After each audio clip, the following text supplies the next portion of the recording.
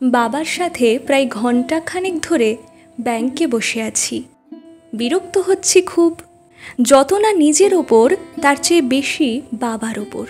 অনেকটা রাগ করেই বললাম, বাবা কতবার বলেছি অনলাইন ব্যাংকিংটা শেখো।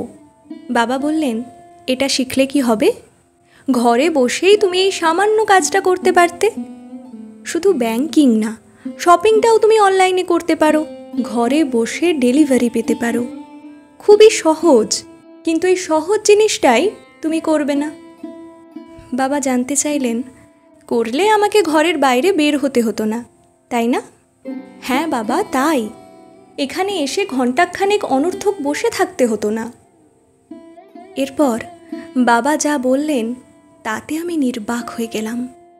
বাবা বললেন, এত সময় বাঁচিয়ে তোমরা কি করো? ফোনেই তো সারাক্ষণ ব্যস্ত থাকো।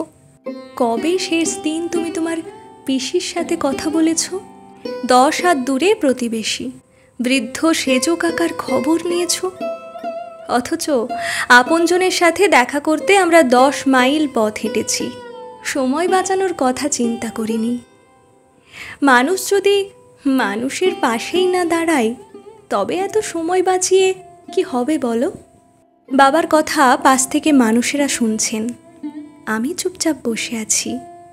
বাবা বললেন, ব্যাংকে প্রবেশের পর থেকে 4 জন বন্ধুর সাথে কুশল বিনিময় করেছি। তুমি জানো আমি ঘরে একা, তাই ঘর থেকে বের হয়ে আসাটাই আমার আনন্দ। এইসব মানুষের সাহচর্যটাই আমার সঙ্গ। আমার তো এখন সময়ের কমতি নেই, মানুষের সাহচর্যেরই কমতি আছে। ডিভাইস, হোম ডেলিভারি এনে দেবে অনেক কিছু, কিন্তু মানুষের সাহচর্য তো আমায় এনে দেবে না। মনে পড়ে 2 বছর আগে আমি অসুস্থ হয়ে পড়েছিলাম। যে দোকান থেকে আমি দৈনন্দিন কেনাকাটা করি, তিনিই আমাকে দেখতে গিয়েছিলেন। আমার পাশে বসে থেকে মাথায় হাত রেখেছিলেন। আমার চোখ অশ্রুসিক্ত হয়েছিল। তোমার ডিভাইস বড় জোর একটা যান্ত্রিক ইমেল পাঠাবে, কিন্তু আমার পাশে বসে থেকে চোখের জল তো মুছে দেবে না, বরং মনের কষ্ট আরও বাড়াবে, তাই না? চোখের জল মুছে দেওয়ার মতো কোনো ডিভাইস কি তৈরি হয়েছে? সকালে হাঁটতে গিয়ে তোমার মা পড়ে গিয়েছিলেন। কে তাকে ঘরে পৌঁছে দিয়েছিল? অনলাইন মানুষের অ্যাকাউন্ট চেনে, সে তো মানুষ চেনে না। মানুষের ঠিকানা চেনে, কিন্তু রাস্তায় পড়ে থাকা মানুষের ঘর তো চেনে না। এই যে মানুষ আমার শয্যা পাশে ছিল, তোমার মাকে ঘরে পৌঁছে দিল, কারণ দৈনন্দিন নানা প্রয়োজনে একজন আরেকজনকে চিনেছি।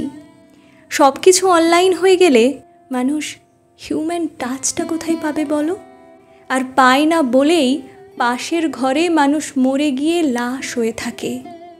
দুর্গন্ধ না আসা পর্যন্ত কেউ কারো খবর আর রাখে না।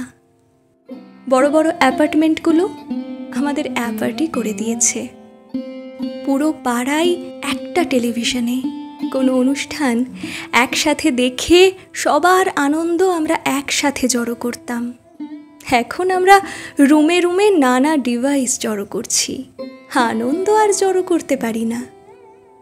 এই যে ব্যাংকের ক্যাশিয়ারকে দেখছো, তুমি তাকে ক্যাশিয়ার হিসেবেই দেখছো, সেলসম্যানকে সেলসম্যান হিসেবেই দেখছো, কিন্তু আমি সুখ দুঃখের অনুভূতির একজন মানুষকেও দেখছি। তার চোখ দেখছি, মুখের ভাষা দেখছি, হৃদয়ের কান্না দেখছি, ঘরে ফেরার আকুতি দেখছি। এই যে মানুষ মানুষকে দেখা, এটা একটা বন্ধন তৈরি করে। অনলাইন শুধু সার্ভিস দিতে পারে, এই বন্ধন দিতে পারে না। পণ্য দিতে পারে, পুণ্য দিতে পারে না। এই যে মানুষের সাথে হাসি মুখে কথা বলা, কুশলাদি জিজ্ঞেস করা, এখানে শুধু পণ্যের সম্পর্ক নেই, পুণ্যেরও সম্পর্ক আছে। বাবা, তাহলে টেকনোলজি কি খারাপ? আমি জানতে চাই। বাবা বললেন, টেকনোলজি খারাপ না, অনেক কিছু সহজ করেছে, নিঃসন্দেহে সত্য। ভিডিও কলের মাধ্যমে লাখে লাখে ছেলেমেয়েরা পড়ছে, শিখছে, এটা তো টেকনোলজিরই উপহার। তবে টেকনোলজির নেশাটাই খারাপ। স্ক্রিন অ্যাডিকশন ড্রাগ অ্যাডিকশনের চেয়ে কোনো অংশে কম না। দেখতে হবে ডিভাইস যেন আমাদের মানবিক সত্তার মৃত্যু না ঘটায়। আমরা যেন টেকনোলজির দাসে না পরিণত হই।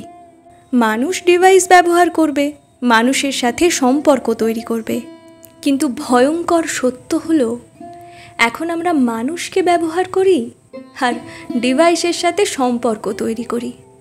মানুষ ঘুম থেকে উঠে আপন সন্তানের মুখ দেখার আগে মোবাইলের স্ক্রিন দেখে। সায়েন্টিফিক রিসার্চ ইনস্টিটিউট এটাকে ভয়ঙ্কর মানসিক অসুখ বলে ঘোষণা করেছে।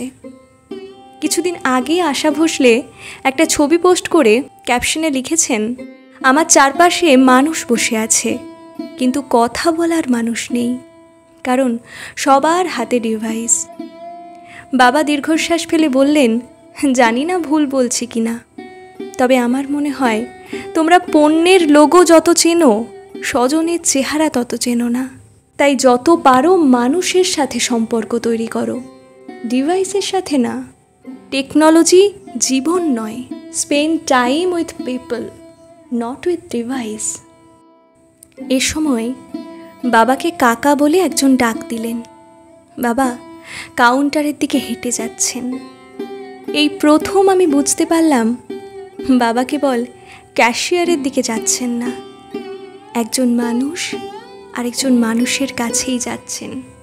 বাবাকে আমি অনলাইন শেখাতে চেয়েছিলাম, বাবা আমাকে লাইফ লাইন শিখিয়ে দিলেন।